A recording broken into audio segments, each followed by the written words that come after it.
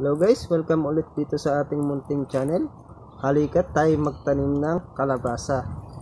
So guys, sana may matutunan ka sa video ito at sana tapusin mo ang video ito hanggang sa dulo.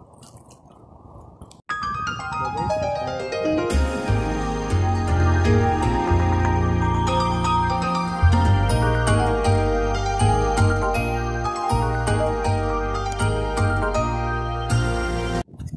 hello guys, ito na ang buto ng ating kalabasa. So guys, ang variety na itatanim natin kalabasa is pumpkin squash. No, yun yung pumpkin squash na ginagamit sa Halloween. So guys, ang gagawin natin dito guys, pagtatanim is indirect seedling. Bali sa indirect seedling, gumagamit tayo ng seedling tray para sa pagtatanim bago natin i-direct sa lupa. So guys, dahil wala akong seedling tray, gagamitin ko na lang muna itong disposable cups. Yeah. Disposable cups. So guys, magandang kapag mag-indirect seedling kayo, kung wala kayong seedling box, mas magandang gamitin itong disposable cups. Kasi guys, itong disposable cups, madali lang itong mapunit at madali yung matatanggal itong disposable cups dito sa ating punlang kalabasa o squash seed. Yan guys. So guys, ang gagamitin naman nating lupa dito guys is itong abo. Pero hindi ito yung abo na nakikita natin sa kalan na dikaway.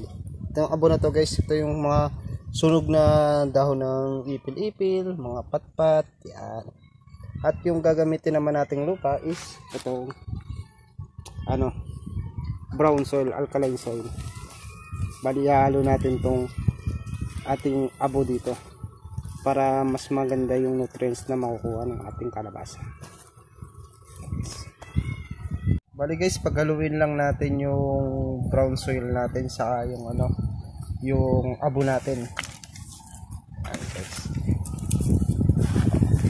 Dahil sa paghalo natin abo dito sa brown soil, kakaroon tayo ng semi-loam soil na maganda sa mga buto natin, sa mga buto na ipupunda natin.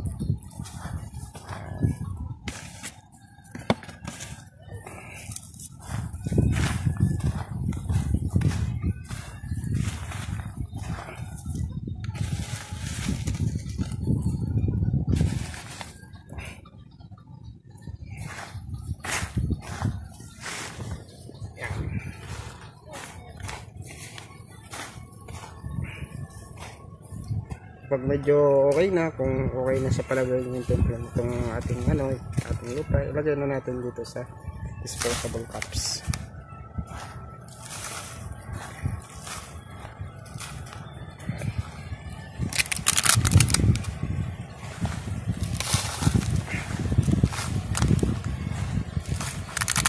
At yung disposable cups natin guys.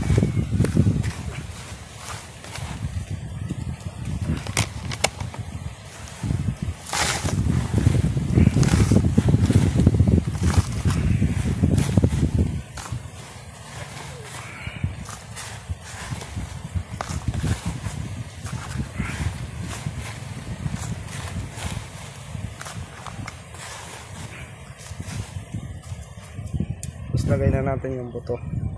So guys, sa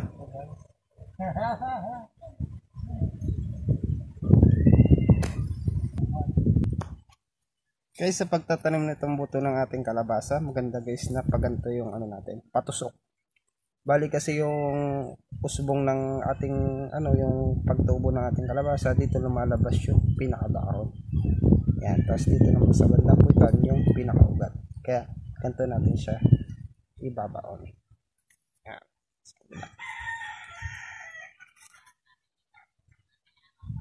Yan. Kung nakikita nyo guys, yung ating buto is nakatusok.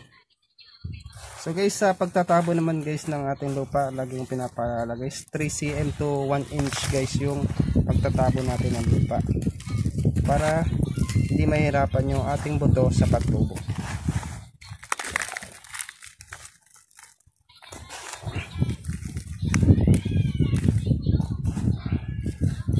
Tapos guys, didiligan na lang natin yan. hintayin na lang muna natin tumubo. Kung nakikita nyo guys, yung ating kalabasa is 1 week old. Buhat nung itininom natin, tumubo na siya. Maganda yung tubo niya. Yan guys. Ito yung isa is patubo pa lang. Pag mabuti guys kapag ganito, tanggalan nyo na yung ano, para mas mabilis siya mag-sprout. Yan, tandahanin nyo lang guys para hindi maputol. Yan. Yan, naputol. Yan guys, nakikita nyo yan.